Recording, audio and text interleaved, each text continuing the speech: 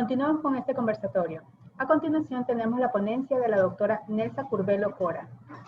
Nelsa Curbelo Cora es de nacionalidad uruguaya. Posee estudios de teología en la Universidad de Toulouse, Francia. Tiene un diplomado en manejo de conflictos en la Universidad Santa María de Guayaquil.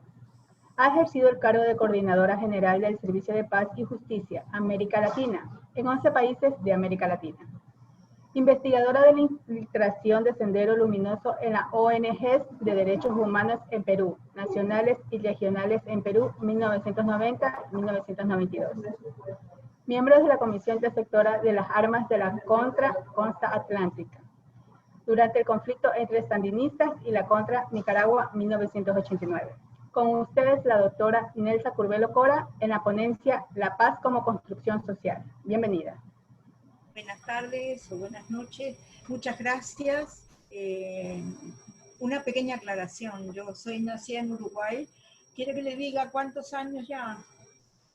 Bueno, acabo de cumplir 79, 7 con 9, no 6, 7. Es decir, que estoy a un paso de los 80. Y vivo en Ecuador y tengo nacionalidad ecuatoriana bastante más que los años que tienen los que están en pantalla. Así que tengo las raíces en Uruguay y el resto, el tronco y las ramas, creo que en Ecuador. Así que me gusta decir que soy ecuatoriana también, las dos cosas. Les agradezco a las autoridades por haberme invitado a compartir con ustedes este tema que es importante. Le agradezco las palabras al doctor Salas, nos hemos encontrado varias veces, nuestros caminos se han cruzado, y a todos los que están conectados, porque lo propio de los que estamos hoy reunidos es que queremos colaborar y ser artífices de una construcción de un mundo nuevo. ¿No? Los que nos metemos en el trabajo de construir paz, de ser mediadores, jueces de paz, conciliadores, no son las personas que se quedan al margen de los conflictos, que los ven o que hablan de ellos, son los que se meten en el día a día o en el contexto de esto, se intentan cambiar el mundo, cambiar por lo menos la parte de la construcción que tiene que ver con cada uno de nosotros.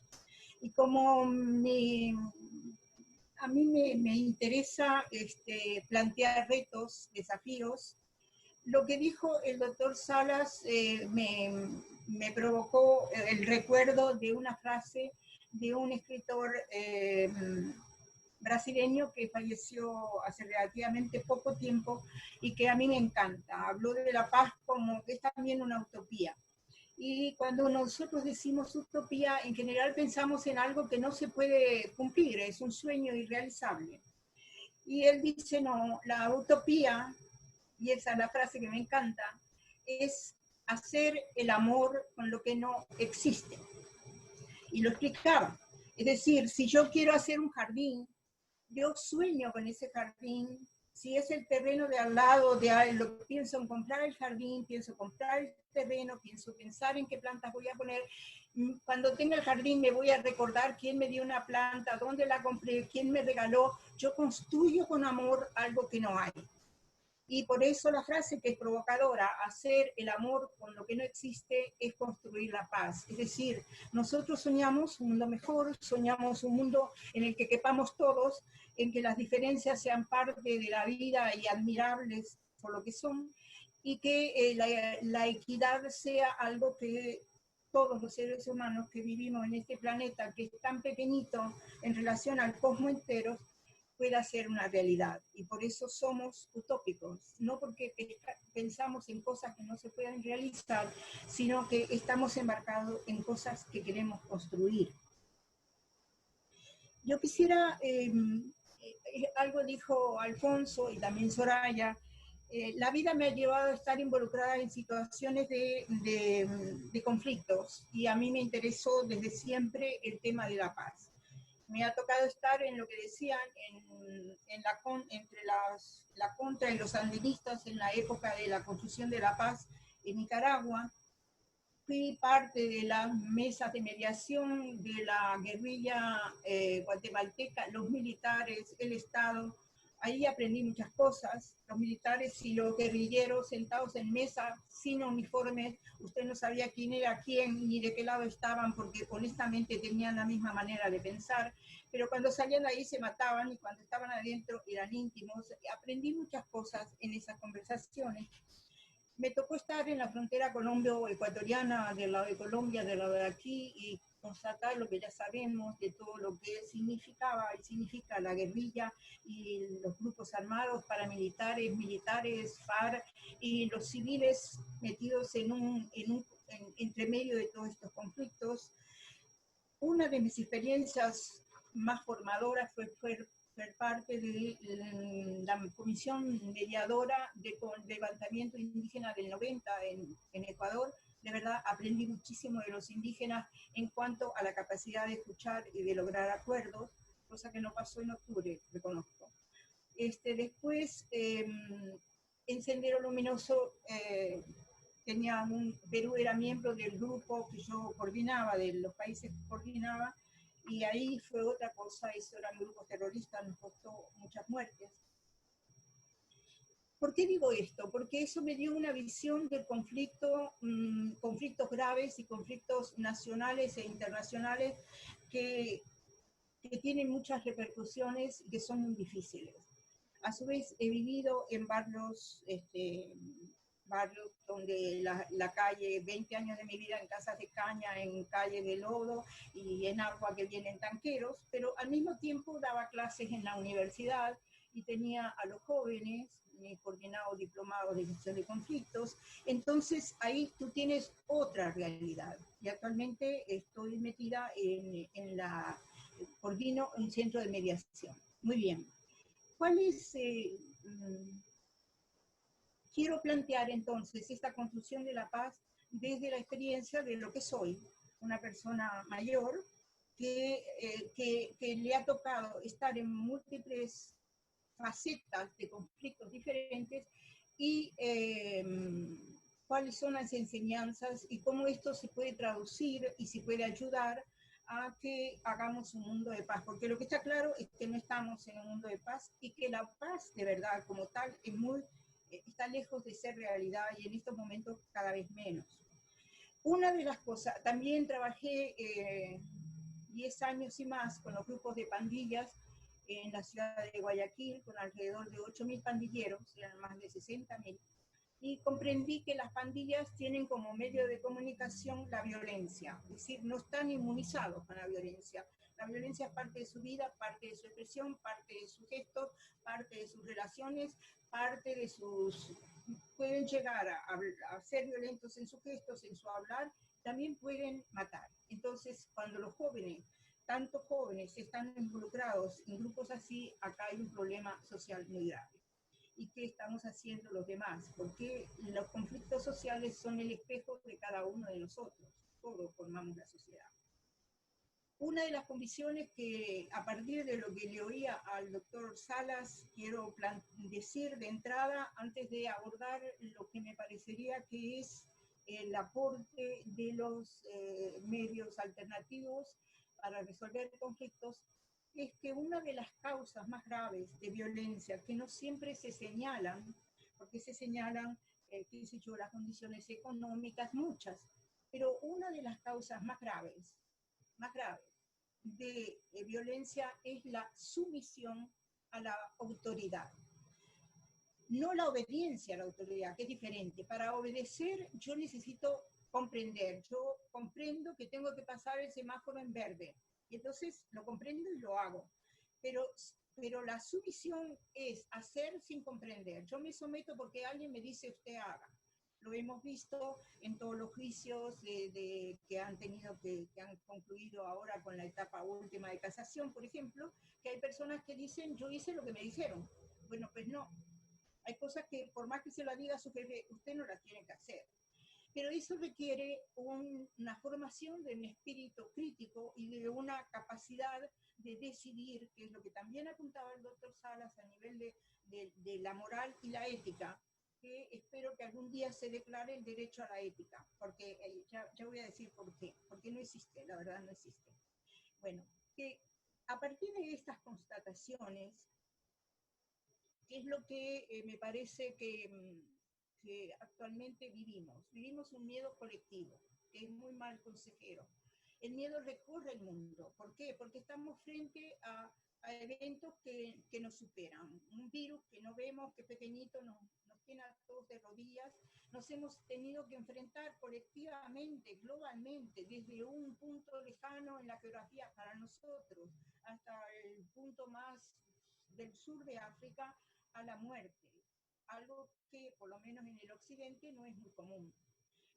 La muerte no se habla. Y bien, la muerte es parte de nuestra realidad. No solo la muerte como experiencia vital propia, sino la muerte de los seres que queremos y que no podemos cumplir los ritos sociales que son parte de nuestra cultura y despedirnos, nos ha puesto en una condición de fragilidad y de miedo en general, ¿no?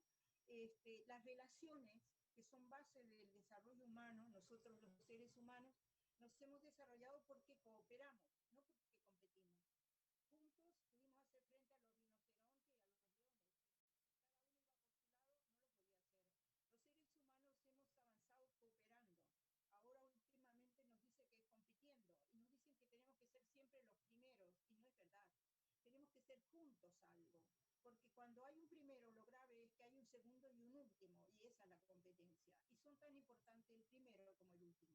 Entonces, el hecho de avanzar en cooperación, esta pandemia nos ha aislado y nos ha obligado a vivir encerrados y con poca gente, y eso va contra todo el desarrollo evolutivo del ser humano y nos está sometiendo a una presión que todavía no nos damos cuenta hasta dónde va a llegar, ¿eh? Entonces, eso hay que saberlo manejar y es otro de los desafíos que tenemos. Entonces, el mundo por un lado se ha vuelto como más solidario, y lo señalaba el doctor Roballo al comienzo, que me gustó mucho sus palabras y las agradezco, cuando señalaba el desafío que tenemos, pero también por otro lado se puede hacer como más encerrado en sí mismo, más egoísta, más tribal. Volvemos a encerrarnos y entonces ahí aparecen los grupos que no quieren a los extranjeros, los otros que no quieren a los negros y los demás allá que quieren los neonazis. Es decir, aparecen grupos que se cierran, porque cuando uno tiene miedo tiende a atacar. Las sociedades violentas son sociedades con miedo. Cuando nosotros tenemos animales que están acorralados, atacan. Y bueno, los seres humanos más o menos nos comportamos en gran parte parecido a lo que hacen los animales. Entonces tenemos miedo y atacamos. Y ese atacar puede ser un atacar complejo o puede ser un atacar de cerrarse y formarse islas. Para construir la paz, entonces, tenemos en este momento en el mundo muchos desafíos, muchos. Nosotros buscamos seguridades, y a veces esas seguridades que buscamos acaparamos. Lo vimos cuando nos dijeron que íbamos a estar encerrados y la tendencia fue a vaciar los supermercados, acaparamos. No es compartimos, acaparamos. Y también hemos visto que gran parte de la corrupción que hemos sufrido y que sufrimos en este país está ligada también a momentos de gran sufrimiento de la población. La pandemia demostró que hay gente que se enriquece a costillas de la enfermedad de los otros. Bueno, entonces, y ahora vamos a entrar en una etapa eleccionaria, y en las etapas eleccionarias no es precisamente los acuerdos, aunque hay grupos que están acordando, pero espero que sea acordar para no hundir a los otros, es decir, hay que acordar para acordar, pero no solo para oponerse. Entonces, el problema no es estar en desacuerdo, el problema es creer que la solución es hundir a los demás. Estar en desacuerdo es parte de la vida, pero el cómo estoy en desacuerdo es eso. ¿Qué quiero decir con eso? Tenemos un mundo con muchos conflictos y queremos vivir en justicia y en equidad. Queremos paz y queremos justicia y queremos construirla. Y ese es nuestro desafío y eso es lo que nos reúne hoy día. El tema de la gestión de conflictos y métodos alternativos tuvo un momento de auge hace algunos años muy fuerte. Yo estuve en toda esa primer despertar que fue una ebullición impresionante, y creo que en este momento estamos como en una segunda ola. Estamos redescubriendo la importancia de los métodos alternativos de conflicto, y los jueces de paz, a quien le presento todo mi respeto, porque creo que son una alternativa nueva y eficaz, que permite que la ciudadanía participe activamente en la administración de justicia, y por lo tanto está haciendo un pequeño quiebre, una brecha en la administración de justicia, que no es solo de las personas letradas o que estudiaron allí, sino que parte también de la realidad concreta y vital que las personas y ciudadanos de a pie conocen, y que son capaces de establecer pautas para que las personas logren acuerdos, y en caso de ser necesario, el juez también pueda ayudar a que esos acuerdos se den. Me parece sumamente innovador, me parece algo que hay que desarrollar y algo que hay que valorar, y este país tiene una de las leyes más adelantadas en cuanto a mediación y jueces de paz, y eso hay que sacarlo adelante. Entonces, ¿qué es lo que, cuando nosotros hablamos de construir una sociedad de justicia de paz, ¿en qué nos tenemos que basar? Bueno, en los derechos humanos, tan vilipendiados, me siento tan vilipendiados. Los derechos humanos, para mí, los derechos humanos son la historia del fracaso de la humanidad. ¿Por qué? Porque los derechos humanos se formulan cuando no los tienes. Es decir, tú dices, todos los seres humanos, después de las guerras y todo eso, nacen con iguales. No es verdad. No es verdad. Eso es el derecho de la declaración, pero la vida de todos los días no es así. Sí, no es igual un niño que nace en la República Centroafricana, que es de la más pobre del planeta, o nace en Qatar. No es igual un niño que nace en Finlandia, donde el gobierno le coloca, desde que nace, le crea una libreta de ahorro y le va poniendo una mensualidad. El gobierno, el Estado, es decir, toda la ciudadanía. Y cuando tiene 18 años, tiene acumulado un capital con el que puede pagar sus estudios, o alquilar una casa, o hacer lo que él quiera hacer, porque a esa edad tiene libertad de decidir qué hacer con ese dinero. No es igual a un niño que nace en el Monte Sinaí, en nuestros barrios. No, no, no. Tiene un punto de partida distinto. Si fuera una maratón, ese está en el kilómetro 20 y el otro todavía no llega ni al comienzo. No es igual una niña que nace en las comunidades donde se practica la oración del clítoris con otra niña que nace en nuestra sociedad. Y el hecho de esa igualdad, de tener puntos de partida distintos, hace que en la vida no podamos desarrollarnos de la misma manera. Somos iguales en dignidad, pero no lo vivimos de la misma manera. Ahora, eso no quiere decir que sean más felices los que tienen más. No hay que traducir mayor capacidad de tener cosas a mayor felicidad. Aquí esa ecuación no es real. ¿Por qué? Porque puede ser más feliz el niño de Monte Sinaí que el niño que vive en Qatar. Puede ser más. Yo les dije que vivía en sectores populares, muy populares, en casas de cañas todas pegadas. Habían personas que venían de un barrio vecino muy, muy alto, porque decían que las navidades eran mucho más alegres en el sector pobre que en el sector exclusivo. Y es verdad, porque la comunidad ahí se teje de otra manera. Los jueces de paz tejen comunidad. Son tejedores de acuerdos, son tejedores de convivencia, son educadores. Y otra de las cosas que creo que hay que señalar, la mediación supone,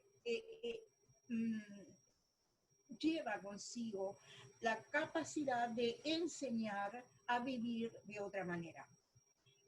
Tiene una influencia en cierta manera no tan grande, porque las personas que acuden a mediación nunca son miles de miles, pero sí repercute en el comportamiento colectivo.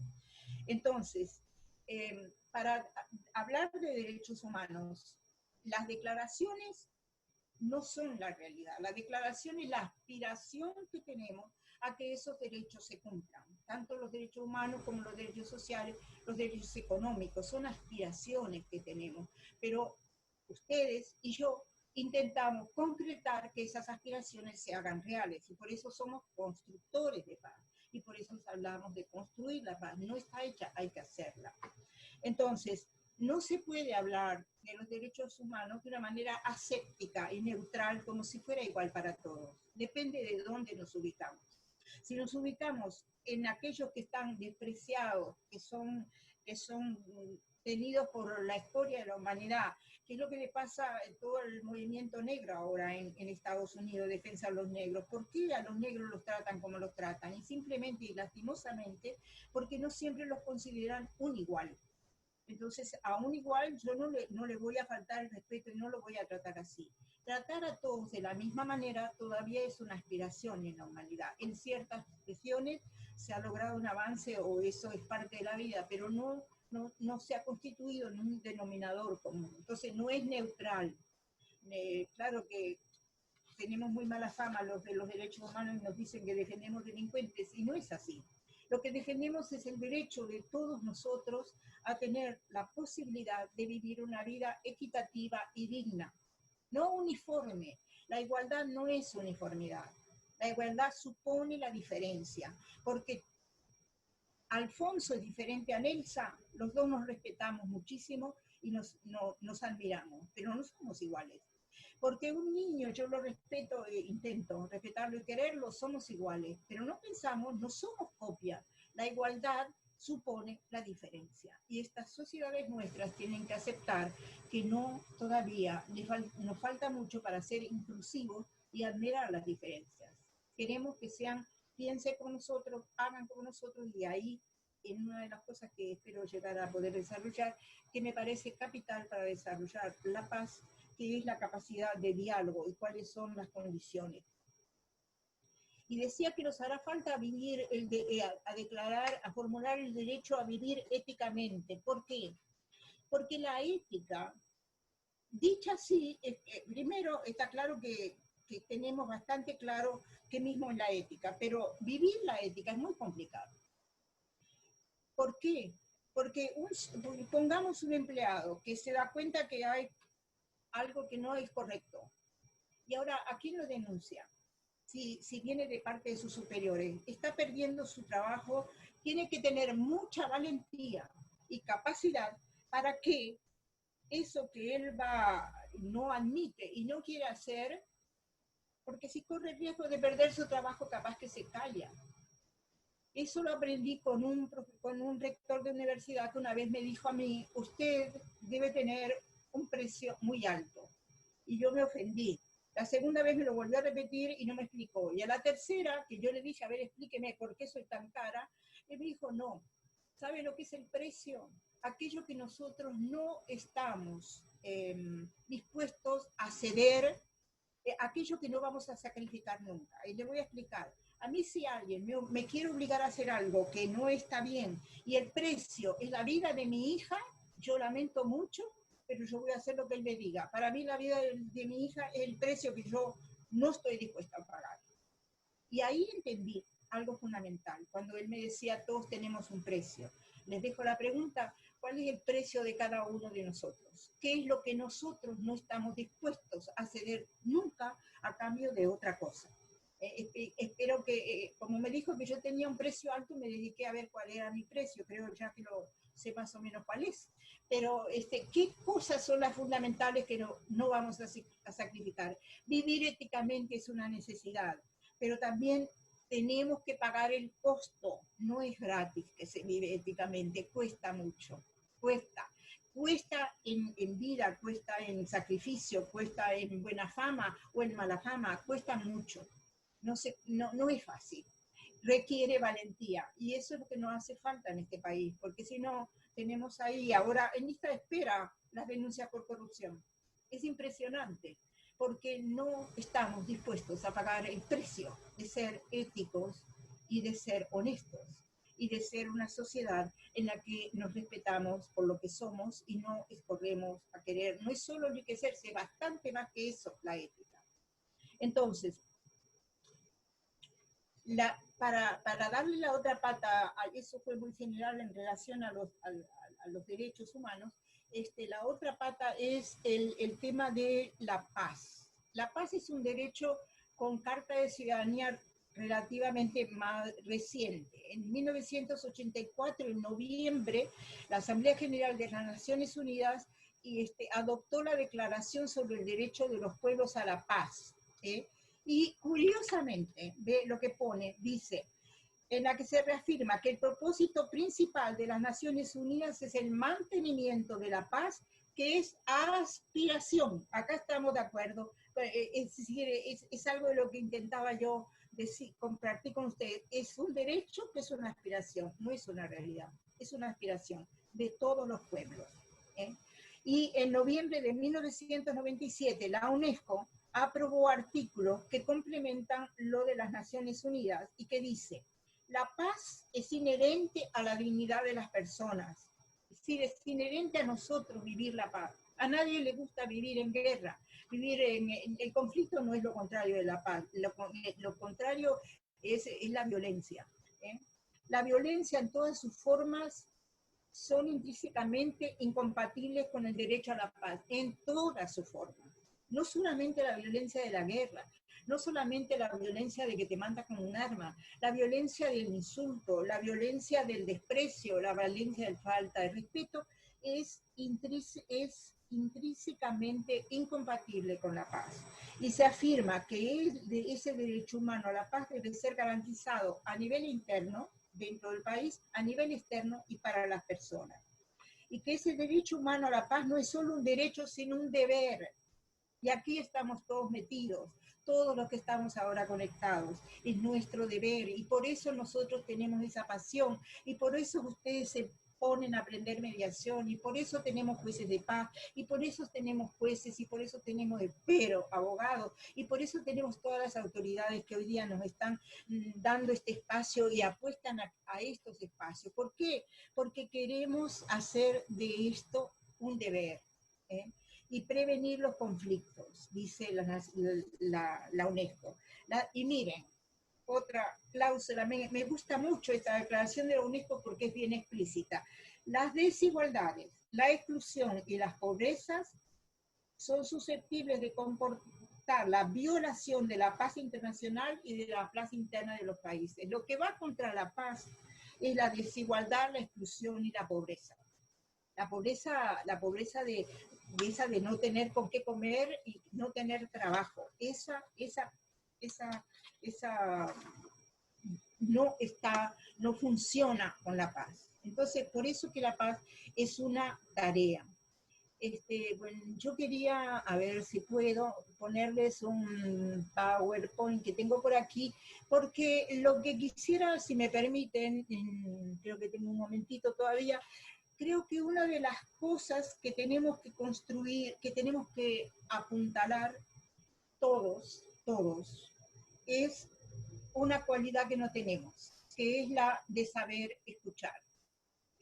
A ver, cuando nos dan cursos de cómo hablar, algunos, ¿no? Y los abogados son especialistas, tienen cursos de oratoria, de argumentación, ¿sí o no, doctor Salas? Sí, muchos, ¿no? Yo no soy abogada, así que yo vengo del área de la educación, pero bueno, entonces tienen cursos, se enseña a hablar, pero el problema es que no nos enseñan a escuchar. Ese es el problema. A ver, voy a ver si esto se puede compartir. A ver, Doctora Curbelo, sí lo puede compartir. Y ya tiene acceso para compartir. Compartir en pantalla y te lo pongo. A ver, ¿y dónde lo tengo? Acá estoy. ¿Está? Exacto. ¿Está en pantalla? Bueno. Así es. Entonces, escuchar es complicado y es Lo puede poner en pantalla completa, doctora. A ver, ¿dónde caray? Para que se vea toda la diapositiva. ¿Sabes qué? Si tú me dijeras cómo hacer eso, pantallas, estoy compartiendo pantalla completa, ¿cómo hago? Ya me perdí. Su lado izquierdo, puede ver. Es que veo el PowerPoint y no veo el resto. Del lado izquierdo. Sí. A ver. ¿Ustedes qué ven? Que no sé lo que ven ustedes. ¿Está compartiendo pantalla? ¿Ven algo? Estamos, igual sí vemos la diapositiva, la vemos completa. te estamos viendo bien, sí. Está No hay bien. ningún problema que Entonces continúe puedo así. seguir nomás, ustedes están viendo bien. Sí, exacto. Bueno, escuchar es complicado, es una calle que se recorre a dos sentidos, ¿no es cierto? Y que hay que saber recorrer juntos. Entonces, la escuchatoria, nos han enseñado a hablar, pero muy poco a escuchar. Oír es un acto físico, porque tenemos una oreja acá, un oído, ¿no? Pero escuchar es un acto emocional e intelectual, ¿no? Escuchar mejora la comunicación, reduce las tensiones, demuestra que estamos interesados en lo que están diciendo. Es decir, nos hace mejores amigos, padres, hermanos, esposos, nos hace mejores personas. Muchas veces nos dicen que no hemos escuchado o que hemos entendido mal, y eso sucede porque creemos saber, creemos conocer la verdad, y en ese caso, tengo un lío acá con las pantallas que no se imaginan. A ver, yo lo que estoy esperando no escucho, estoy oyendo, pero estoy esperando que termine para hablar yo, ¿no es cierto? Entonces estoy esperando que véanlo en los debates que hay en televisión, especialista para tener una clase. Con todo respeto, el diálogo de octubre del año pasado fue un curso de cómo no dialogar. Era exactamente así, es decir, usted espera que el otro pare de hablar para decir lo que yo quiero decir. Y si yo le hago alguna pregunta a la otra persona que está hablando, no es para que me aclare lo que él piensa, sino para que coincida conmigo. Si justo coincidió con algo, yo digo, ¡qué maravilla! Pensamos igual. Y entonces voy a seguir escarbando en aquello que pensamos igual, no lo que no pensamos igual, que es justo la ventana que me abre a construir algo distinto cuando estamos en discrepancias. Si yo con alguien no pienso igual, lo que tengo que averiguar, como decía, en qué estoy en desacuerdo, porque eso es lo que me va a permitir a mí abrir mi campo, mi capacidad de lograr un acuerdo o entenderme con algo o respetar las diferencias. Pero en general nosotros descargamos y esperamos que el otro termine para, ¡pum!, caerle arriba, ¿no es cierto? Y darle nuestros argumentos y si se puede, mejor que el de él, ¿no? Entonces, uno descargamos, decimos lo que queremos decir, nuestro propio cuento desde nuestra perspectiva. Solo escuchamos lo que confirma nuestra opinión o idea. Eso sucede muchas veces cuando las personas son arrogantes, cuando son inseguras, o cuando estamos enojados, o cuando nos creemos expertos en algo. Eso es lo peor. Cuando somos expertos, nadie tiene que enseñarnos nada, entonces ahí no queremos oír. O queremos que los demás nos oigan, pero nosotros no oímos. Y cuando hablamos de nuestros gustos como si fueran los únicos y utilizamos generalizaciones, siempre, nunca, todo, jamás. Esas son generalizaciones que excluyen a los demás. Hay que tener cuidado, hay gente que no piensa ni le gusta lo mismo que nosotros. Cuando nosotros hablamos inmediatamente después que alguien habló, es una falta de respeto. ¿Por qué? Porque ese alguien dijo cosas que yo no sabía o que yo no pensaba o que son diferentes. Y yo tengo que digerirlas. ¿Por qué? Porque es diferente a mí. La digestión en nuestro cuerpo lleva horas. La digestión de pensamientos y de maneras de ser y de pensar de otros también lleva tiempo. Démosle el tiempo. No le caigamos ¡boom!, arriba con otra idea cuando todavía no terminó de formular bien aquello que quería decir.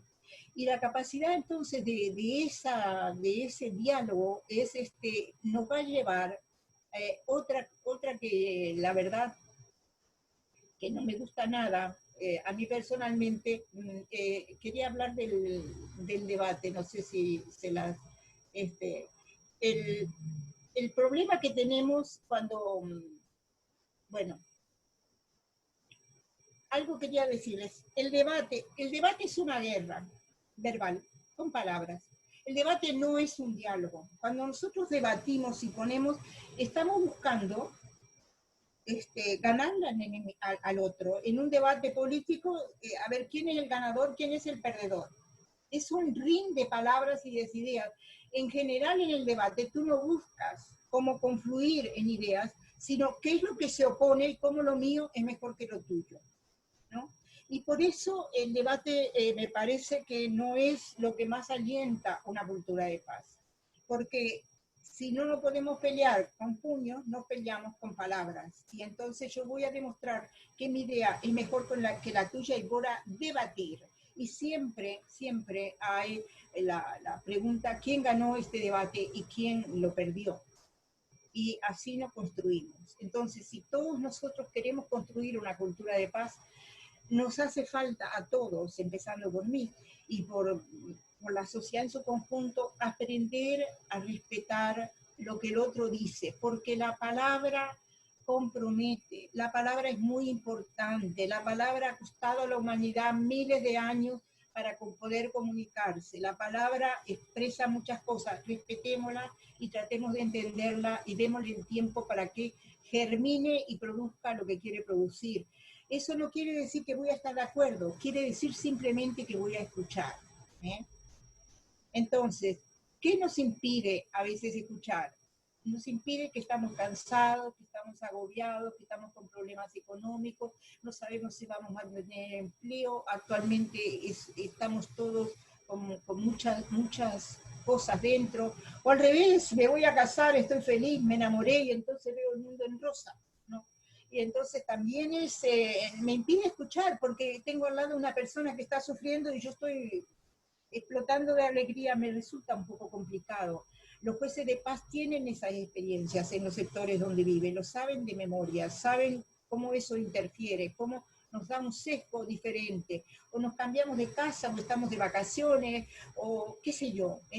Pero hay filtros más difíciles de identificar, son cuando yo hablo con alguien que me recuerda a una persona con la que tuve un problema. O cuando eso que los demás están diciendo me recuerda a algo en que yo viví, entonces yo traspolo lo que yo vivía, lo que está viviendo el otro, y a partir de ahí no escucho más. O cuando el conflicto tiene antagonismos religiosos, políticos, filosóficos, de valores. No escucho. Los conflictos más difíciles, a mi manera de ver, son los religiosos. No hay que meterse ahí. ¿Por qué? Porque salvo que haya una mente muy abierta, cuando el conflicto religioso se basa en una tercera fuerza o poder, que es Dios, al que yo lo hago parte de mi vida, y digo que Dios dice eso, ¿con qué argumento el otro que no lo tiene igual va a poder discrepar conmigo? Y si no, pregunten a los israelitas y a los palestinos. Hay una película de niños israelitas y palestinos que es impresionante. Los palestinos reclaman, los niños palestinos, esta es mi casa, y los niños judíos, que están educados por una cultura y una religión por sus padres, dicen, no, si pero acá tengo el título de propiedad, dicen los palestinos, y los otros dicen, no, si eso nos lo dio Dios, Abraham, el título de propiedad lo tiene Dios, ¿y ahora qué hacemos? ¿Cómo podemos discutir ahí? Ese conflicto hay que resolverlo de otra manera, no se resuelve así, se resuelve abordándolo desde valores mucho más profundos, pero los títulos de propiedad sí son complicados, no sé si me explico. Entonces, el conflicto religioso tiene porque convoca a partes muy íntimas de nuestra vida y de nuestro ser como seres humanos, es complicado. Mejor, creo yo, es evitarlos, esos conflictos, y no meterse en ellos, porque eso sí influencian toda la vida, pero son a resolver cuando las personas realmente comprueban que todos somos importantes y que todos merecemos respeto en nuestra manera de concebir a Dios, de comunicarnos con Él, de creer o de no creer. Pero si lo hacemos parte del conflicto, ahí ese conflicto tiende a hacerse cada vez peor y no mejora. Entonces, y para resumir un poco, el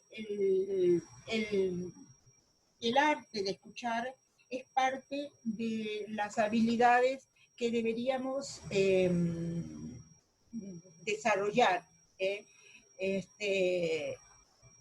entre todos nosotros, que esta sociedad se lo merece, que Ecuador y los ecuatorianos tenemos que apuntalar, que es un arte que en muchas comunidades está vivo, pero que en los espacios públicos tiende a desaparecer, y que, como decía Alfonso, también en las redes sociales es complicado que los diálogos se establezcan bien, son nuestros desafíos.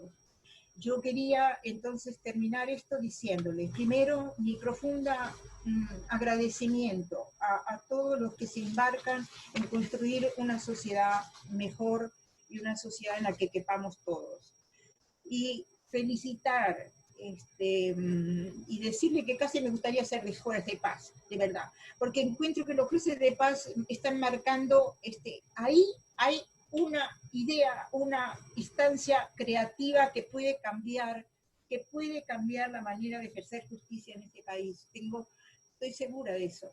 Hay ahí una brecha a explorar, a explotar, a hacer crecer y a potenciar, que no sé si podría hasta llevarnos a que la justicia se ejerza por medio de jurados donde participen los civiles como en otros países, que los que estamos fuera del sistema de justicia podamos tener también una voz, no solo voz, sino efectividad en los juicios que se dan.